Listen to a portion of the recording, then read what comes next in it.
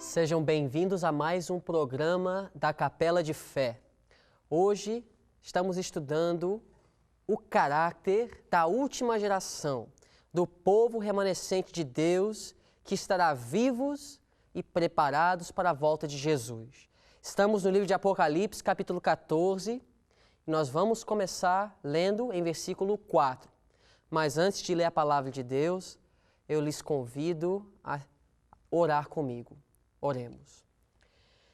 Querido Pai que estás nos céus, mais uma vez, Senhor, muito agradecidos estamos a Ti pela Tua palavra, pela oportunidade que o Senhor nos deu de estudar juntos. Por favor, abençoa cada um de nós, nos ajuda, ó Pai, a compreender que nós estamos vivendo nos últimos dias e que nós temos pela frente uma tempestade espiritual e que precisamos de nos preparar para esse dia, essas provas que virão. Nos ajuda e nos abençoa, em nome de Jesus. Amém. Muito bem. Nós temos estudado até agora o assunto dos 144 mil. É aquele povo, nos últimos dias, que vai fazer uma demonstração para todo mundo e todo o universo que os argumentos, as mentiras de Satanás contra Deus e seu caráter eram mentiras. Esse grupo vai vindicar o caráter de Deus. Eles vão demonstrar que é possível viver em harmonia com os requerimentos de Deus. Eles vão demonstrar que é uma bênção obedecer a Deus. E haverá um grande contraste entre a luz e as trevas, entre os filhos de Deus e aqueles que seguem a Satanás. Apocalipse 14, versículo 4, fala desse povo, fala desse grupo de pessoas. Estes são os que não estão contaminados com mulheres, porque são virgens. Agora, nós já sabemos que em Apocalipse nós temos muitos símbolos. A linguagem não pode ser interpretada literalmente, pois nós temos em versículo 1 um cordeiro. E a gente sabe que esse cordeiro não é um animal literal, é um símbolo representando Jesus em Apocalipse. Da mesma forma, uma mulher em Apocalipse não é uma mulher literal. Nós temos aqui um símbolo. Na Bíblia, em profecia, uma mulher representa o quê? Vamos ver. Vamos abrir nossas Bíblias no livro de Jeremias, capítulo 6, versículo 2. Jeremias, capítulo 6, verso 2. Nós vamos perceber aqui que Deus compara o povo de Deus, a filha de Sião, a igreja de Israel, com uma mulher formosa. Verso 2. A formosa e delicada assemelhei à filha de Sião. Muitas vezes no Velho Testamento, Deus comparou a igreja com uma mulher. Quando a igreja é pura, quando a igreja está nos caminhos de Deus, quando a igreja está cumprindo o propósito dele para ela, Deus compara ela como uma mulher pura. Por falar nisso, Apocalipse tem duas mulheres. Uma mulher é pura, em Apocalipse 12. A mulher que é vestida com o sol da justiça, que é Jesus Cristo, seu caráter. Que ela tem também a lua debaixo dos pés. Representa a palavra de Deus, o fundamento da igreja. Essa mulher é pura. Ela é uma mulher formosa. Ela é uma mulher que brilha. Agora, em Apocalipse, capítulo 17, nós temos uma mulher também. Só que essa mulher é diferente. A Bíblia chama ela de uma prostituta. Ela não é uma mulher pura. Então, em Apocalipse, nós temos duas mulheres. Nós sabemos que em Apocalipse tem muitos contrastes. Nós temos Babilônia e Jerusalém. Babilônia é a cidade de Satanás. Jerusalém é a cidade de Deus. Em Apocalipse nós temos aqueles que seguem o Cordeiro e aqueles que seguem a besta e adoram sua imagem. Então, nós temos muitos contrastes em Apocalipse. Nós temos duas mulheres, uma mulher pura e uma mulher contaminada, uma prostituta. No Velho Testamento, quando a mulher é descrevida de uma forma agradável, quando ela é formosa, como aqui em Jeremias 6:2, é a igreja quando ela está pura. O propósito de Deus para a igreja está sendo cumprido. Então ele chama ela de uma mulher pura, uma virgem. Mas agora, ela nem sempre foi pura. Capítulo 4 de Jeremias, capítulo 3 de Jeremias, versículo 1. Eles dizem: se um homem despedir sua mulher e ela o deixar e se ajuntar a outro homem, porventura tornará ele outra vez para ela? Não se poluirá de toda aquela terra?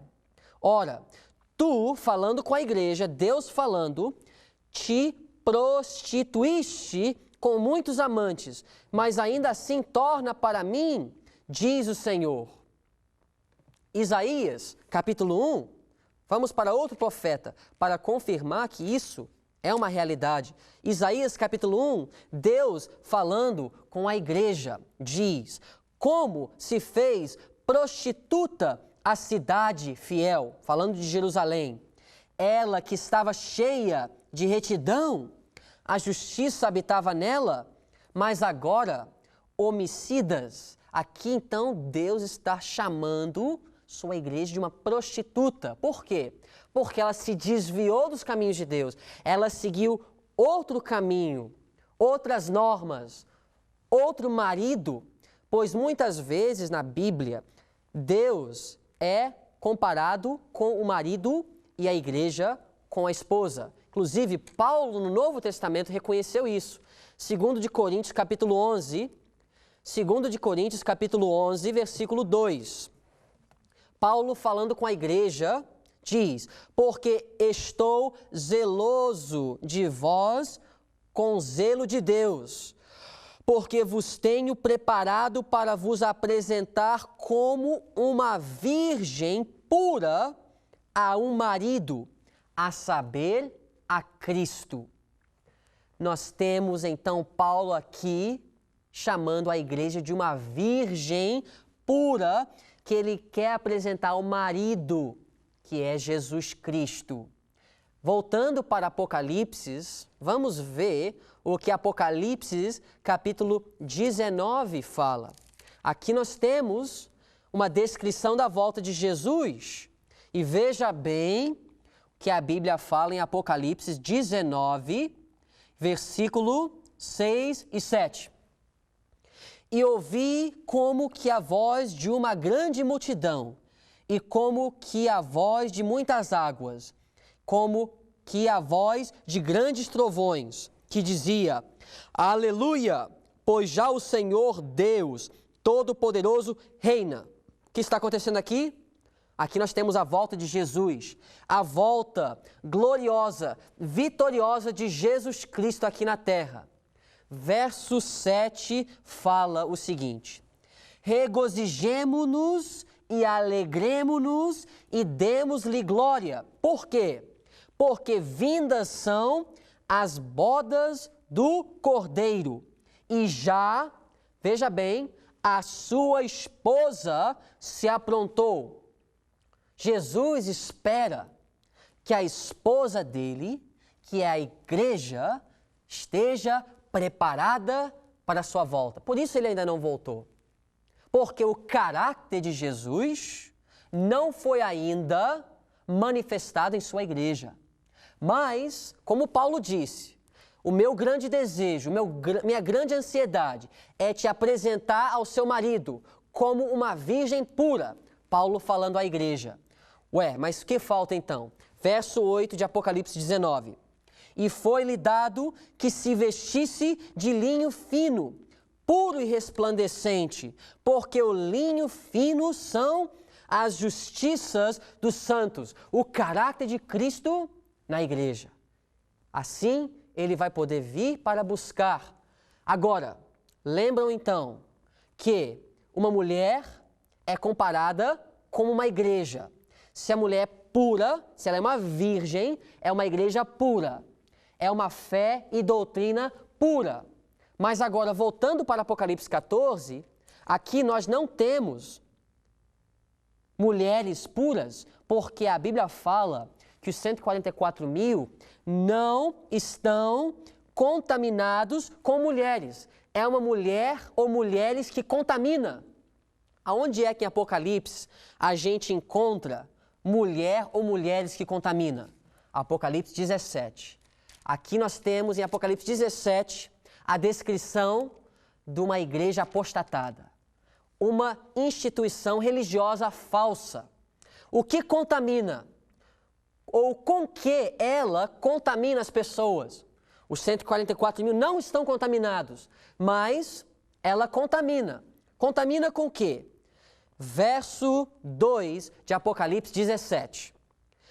Com a qual, falando das pessoas no mundo, se prostituíram os reis da terra.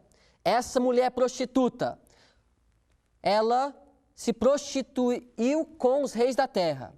E os que habitam na terra se embebedaram com o vinho da sua prostituição. Em outras palavras, os 144.000 não estão contaminados com o vinho de sua prostituição. O que é esse vinho? Vinho na Bíblia é o quê? Vamos ver. Isaías 29. Isaías, capítulo 29. Vamos ver o que é vinho na Bíblia. Isaías 29, verso 9. Simbolicamente falando, o que é vinho? Porque Apocalipse está cheio de símbolos. Verso 9 de Isaías 29. Tardai e maravilhai-vos, folgai e clamai. Bêbados estão, mas não de vinho. Andam titubeando, mas não de bebida forte. Aqui nós temos uma visão de pessoas que estão bêbados. Mas a Bíblia fala que não é vinho. Então deve ser uma bebida espiritual que faz as pessoas bêbados de uma forma espiritual. Talvez é algo que tira o raciocínio, porque o vinho, ela afeta a mente. Mas aqui estamos falando simbolicamente. Verso 11. Por isso, toda visão vos é como as palavras de um livro selado que se dá ao que sabe ler, dizendo: lê isto, peço-te. E ele dirá: não posso, porque está selado. Esse vinho faz com que as pessoas não conseguem compreender as palavras de Deus. Traz confusão, traz algo para a mente das pessoas que faz com que elas não vê, são cegos, estão sem compreensão. O que é esse vinho? Verso 13 de Isaías 29. Porque o Senhor disse: pois que este povo se aproxima de mim, e com a sua boca e com os seus lábios me honra, mas o seu coração se afasta para longe de mim, e o seu temor para comigo consiste só em mandamentos de homens, em que foi instruído.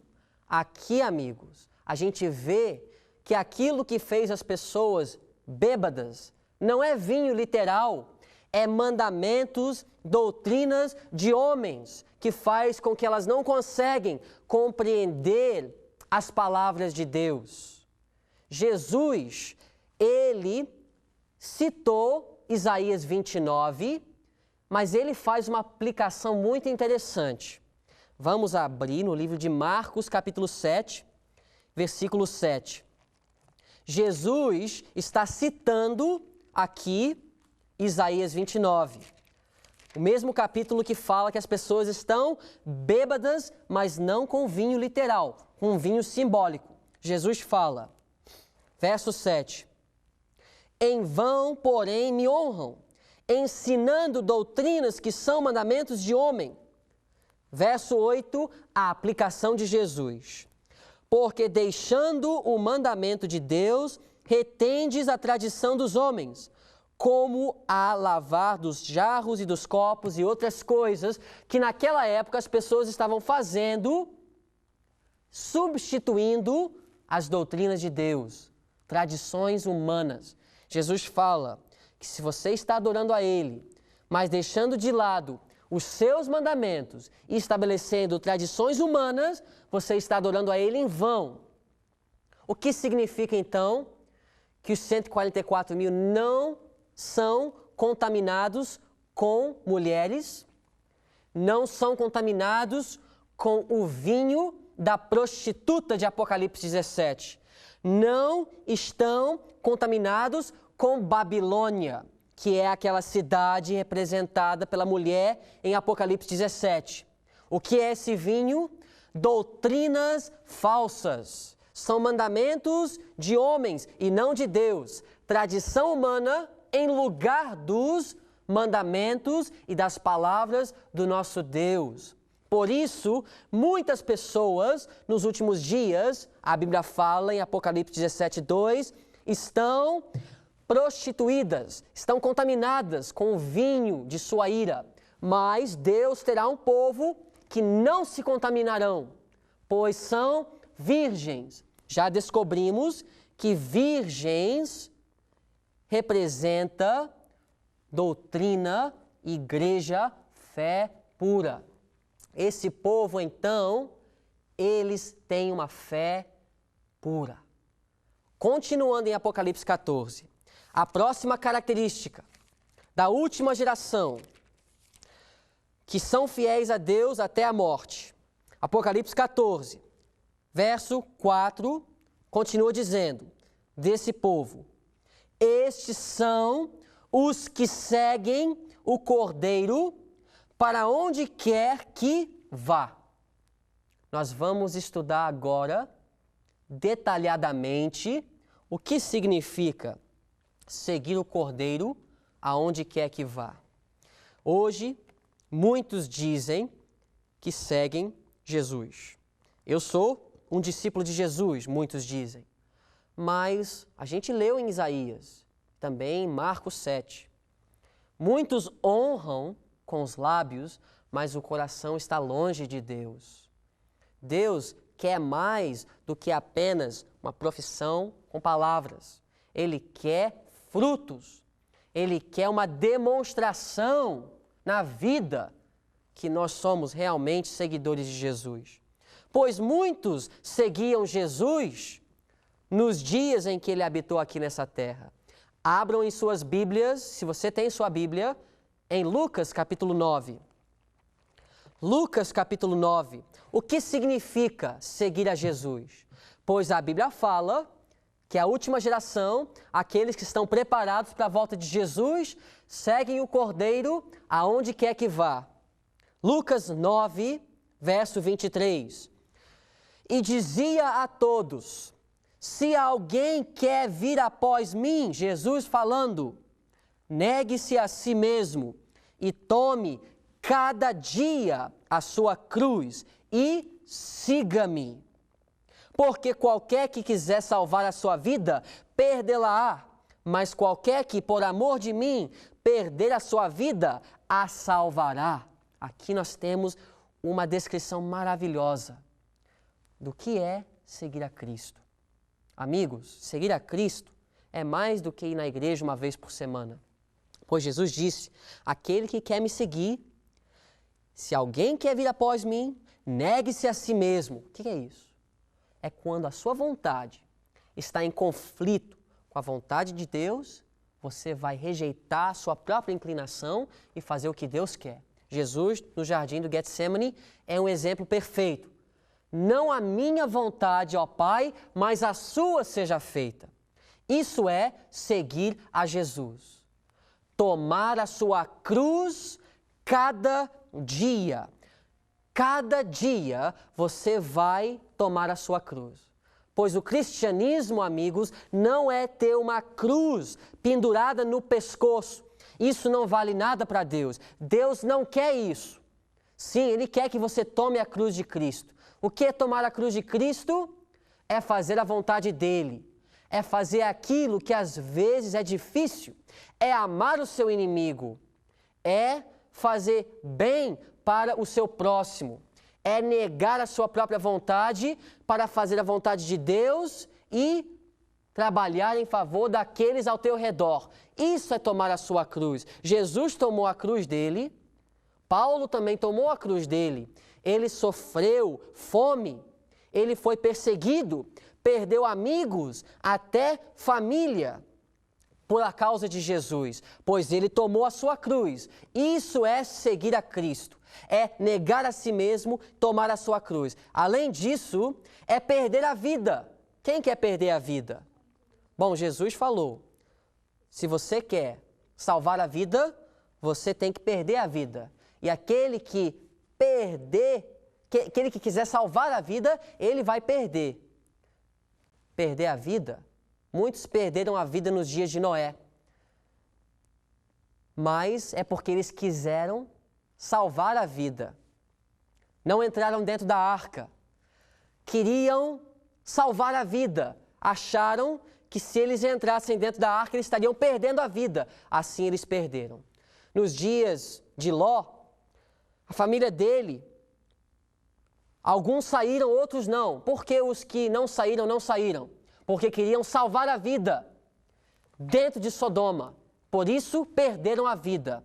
Seguir a Jesus é perder a vida, é entregar tudo o que você tem, tudo o que você é, toda a sua energia, seus esforços para a causa de Deus. Você perde a vida aqui, mas você ganha a vida eterna.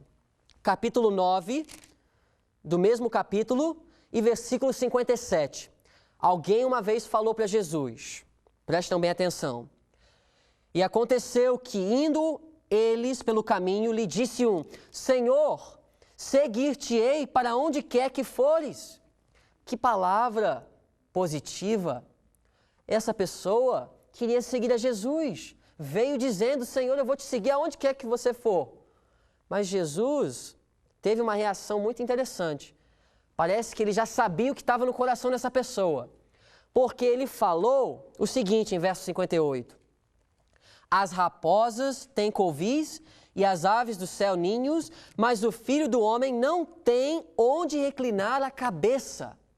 Amigos, muitos seguiam a Jesus naquela época por causa dos pães e dos peixes, por causa dos milagres, por causa das curas, por motivos egoístas, porque acharam que Jesus poderia lhes dar uma vida boa aqui na terra. Mas Jesus não veio para oferecer ninguém uma vida melhor aqui na terra, materialmente falando. Ele veio para oferecer o caráter de Deus. Ele veio para transformar a mente, transformar a vida espiritual e preparar as pessoas para viver eternamente com Ele. Isso sim Ele veio oferecer. Mas essa pessoa veio dizendo: Senhor, eu vou te seguir aonde quer que eu for. Jesus falou: veja bem, você não compreende o que é seguir a mim. Deixa eu lhes dizer, eu não tenho dinheiro para te oferecer. Eu nem tenho aonde reclinar a minha própria cabeça. Verso 59. Aí Jesus vem dizendo para outro: segue-me. Mas ele respondeu: Senhor, deixa que primeiro eu vá a enterrar meu pai. O que está errado com isso? Ele quer ir enterrar o seu pai primeiro. Amigos, ele queria esperar até o dia em que seu pai morresse para ele receber uma herança, para ele ter dinheiro e condições melhores para que, se ele fosse seguir a Jesus e não desse certo, ele teria uma garantia aqui nessa vida ainda. Com esse coração, você não pode seguir a Jesus verdadeiramente. Por isso Jesus disse: deixa aos mortos o enterrar os seus mortos, porém tu vai e anuncia o reino de Deus. Você tem que ter um coração não dividido para seguir a Jesus. Você tem que compreender, em primeiro lugar, o que Ele fez por você. compreendendo o que Ele fez por você, isso vai despertar em você um amor por Ele. Isso vai fazer com que você siga Ele com todo o coração. Buscar-me-eis, Ele disse, e me achareis quando me buscardes de todo o coração. E também Ele diz, buscai-me enquanto se pode achar. Olha, veja bem, amigos.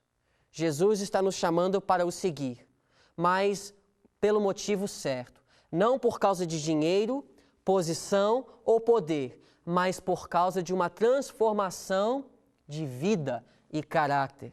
O jovem rico veio dizendo que ele queria seguir a Jesus, mas Jesus falou, antes você tem que fazer isso, vender tudo que você tem e dar aos pobres. Mas ele amava aquilo que ele tinha mais do que Jesus.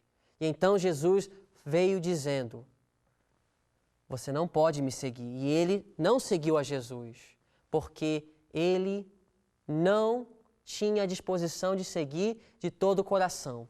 Lucas 14, para concluir o nosso estudo, verso 25. Ora, ia com ele uma grande multidão. Que bom, muita gente seguindo a Jesus. Mas olha o que Jesus disse. Verso 27, e qualquer que não levar a sua cruz e não vier após mim, não pode ser meu discípulo. Pois qual de vós, querendo edificar uma torre, não se assenta primeiro a fazer as contas dos gastos, para ver se tem com que acabar? Você tem que contar os gastos. Você quer seguir a Jesus? Sua vida será transformada, mudada, você terá felicidade e paz verdadeira. Mas isso requer uma cruz. Você vai ter que negar aquilo que você ama, talvez. Talvez pessoas em sua família que são muito importantes para você vai estar em conflito contigo por causa dos mandamentos de Deus. Mas vale a pena seguir a Jesus. Você quer seguir a Jesus hoje? Se você quer, ore comigo e vamos entregar nossas vidas a Deus. Querido Pai que estás nos céus, por favor, Senhor, tome nossas vidas em Tuas mãos. Muito obrigado pela Tua palavra. Nos abençoa, Senhor, e nos guarda, e nos dê poder para seguir a Ti, aonde quer que o Senhor for. Em nome de Jesus te pedimos. Amém.